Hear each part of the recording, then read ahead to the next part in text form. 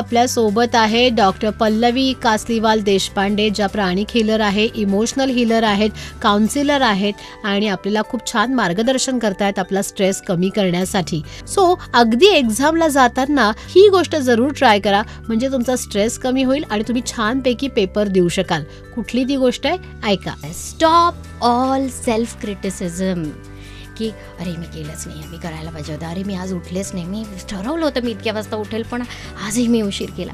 So आपण किती मनातल्या मनात स्वतःला क्रिटिसाइज करत राहतो आणि मग काय होतं, अजून आपण नकारात्मकताकडे ढकलले जातो आणि ती गोष्ट अजून होत नाही.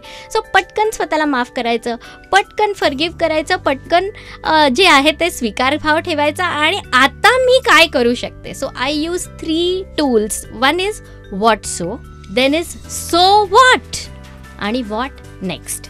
म्हणजे व्हॉट सो इज अरे बापरे एक्झाम आहे, खूप जवळ आले, अरे इतकेच दिवस झाले, इतकेच दिवस राहिले आणि आता एवढा सारा पोर्शन आहे. So this is the fact. What so जे आहे ते सगळ्यांना सेम डील करावं लागतं, right. Then is so what. So what म्हटलं की जे काही व्हॉट सोचा आपल्यावरची ग्रीप आहे ना, पकड आहे ना, ती आपोआप लूजन आउट होते आणि मग आपली दिशा विचारांची कुठे वळवायची. What next? What is it that I can do right now? आणि मग take honest efforts towards that.